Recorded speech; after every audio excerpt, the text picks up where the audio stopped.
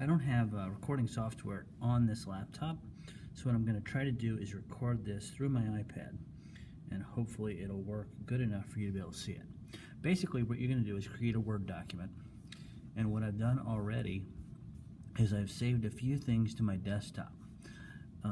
I have a sky, I have a teacher, and I did a PNG with, and remember, a PNG can be an image with a transparent background, which is very helpful. I also have a brick wall and text. I didn't save the text, but I'm going to do the text in Word. Okay, so what I'm going to do is I'm going to start importing things, and in order to get an image that is a decent size, you can always import it and see what it looks like. But if it's too pixelated, in other words, when you zoom in on it, it pixelates, and there's lots of little. You can actually see the pixels and they blow up. That's bad. So if you find images that are 500 kilobytes and above, you should be okay. You also don't want to go the other direction. You don't want an image that's 5 or 6 or 10 or 24 megabytes, and then the file just gets too big. So I'm going to start importing these. One of the things you'll have to do is change the margins, and I'll show you a video on that in a little bit. But basically, if you go to Format, and then actually I'm going to try this without. I'm not sure I need to change the margins, but basically, when you have a Word document and you print it, these margins are left empty. But because we're working with all images, we should be able to go all the way to the edge, which is called in graphic design speak, it's called full bleed. In other words, the image bleeds all the way to the edge, and then when we print it, it'll use all that paper size. I mean, one thing we do run into with the printer is that it can only, because of the kind of printers we have, there will be a very slight margin, but it won't be like when you do a Word document, when you do text. Okay, so I'm going to start importing these. So I'm going to say Insert. Oh, and by the way, I looked at a poster called Mike. No, what's it called? Like Mike basketball poster, and I kind of designed it after that because I kind of liked it. So, so I'm going to import or insert picture, and I'm going to go from a file. The first thing I'm going to do is put in the brick wall. Now, when you put this in, Word thinks it's actual text, and you know it does because you can get in front of it with the cursor, and you can hit the space bar, and it moves just like text would. Well, we don't want that. We want Word to recognize this as an image. So what we need to do is click it, and we'll get some tools over here, these picture tools. And I don't know if you can see it because of the size of my screen, but there's a little dog, and it's called text wrapping. If you click that, you get some options, and if you click any of these other options, what it will do, it'll tell Word that, hey, this is not text, this is not a character, this is an actual image. So you'll be able to resize it, you'll be able to move it around freely with your mouse. There's all sorts of things you can do with it. So I'm just gonna say behind text, and I don't know if you noticed, but the handle as the controls changed a little bit, and now I can actually hold down the mouse and I can drag this where I want it, where before I couldn't do that because they thought it was text. Okay, so the next thing I'm going to do is I'm going to resize this, and I'm going to drag the corners. Remember to drag corner handles, not side handles. Side handles and top handles will distort your image, where corner handles will just keep the ratio the same and it won't distort it. So there's my first image. Okay, now I'm going to go ahead and I'm going to put the sky in. So I'm going to say Insert from a file. And this is what I was referring to the other day as far as layers. These are all going to be, you're going to have about 5 or 6 layers on this, and it's a lot like Photoshop. You can do a lot with it.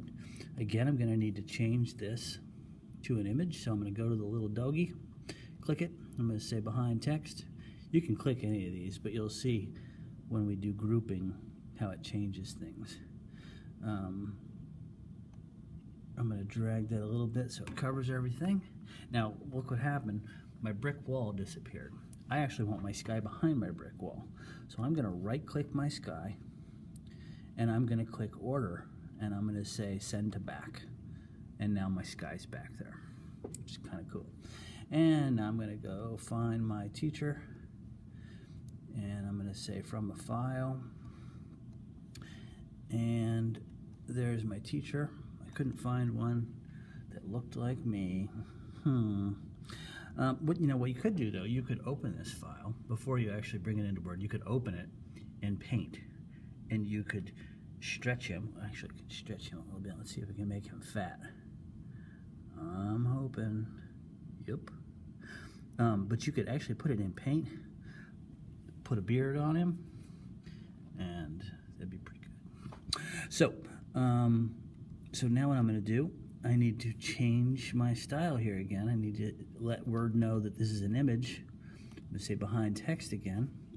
But now I've got an interesting situation. I've got it in front of the brick wall, in front of the sky, and what I want it to do is I want this man to be sandwiched between the wall and the sky, because I want to have him behind the brick wall. So I'm going to right-click. I'm going to say Order, and I'm going to say Send Back. Let's see what happens. Oop, too far. So I'm going to try again. I'm going to say Order. I'm going to say Bring to Front. Oops, I messed with this guy. So you have to play with this a little bit. You will get it.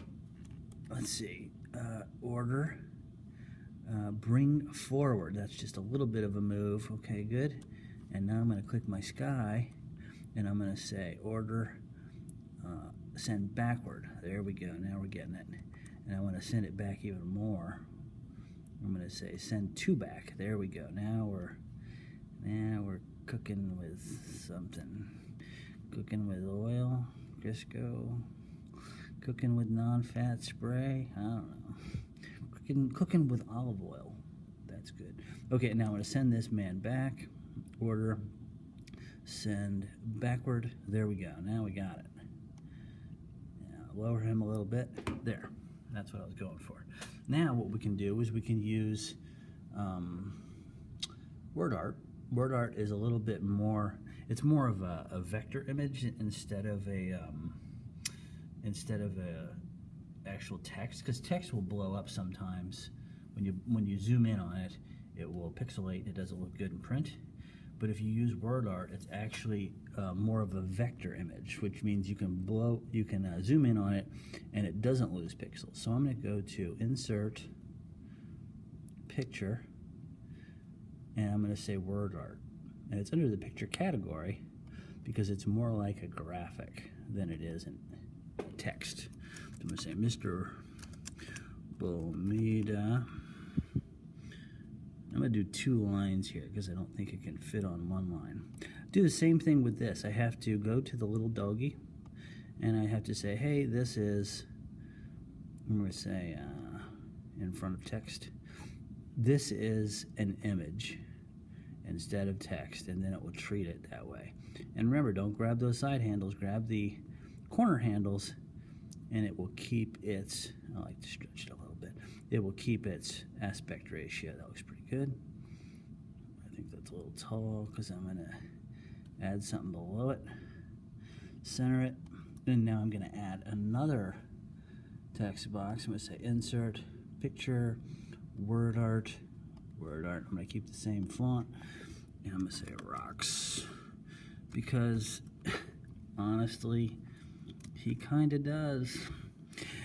And OK, and change my format to in front of text. I'm going to bring it down. I'm going to try to match the font size as much as I can. That's pretty good. Center it. And there is my quick poster. So kind of cool. Like I said, you can do some custom things in Paint. You can customize it a little bit. You can do, when you guys are done, it's going to be a lot more, I'm hoping it's going to be a lot more complicated than this, because you might have, I did this for speed, but you might have 15 elements when you're all done. Like if you, like my example the other day, if you're going to do Marvel Comics or DC Comics, you might have 10 superheroes in this. Each of these guys would be a superhero, so that would be 10, 11, 12, 13, 14 elements. Or did I count the brick wall? 15 elements. So, you can get pretty crazy with it. So it's kind of cool. That's it.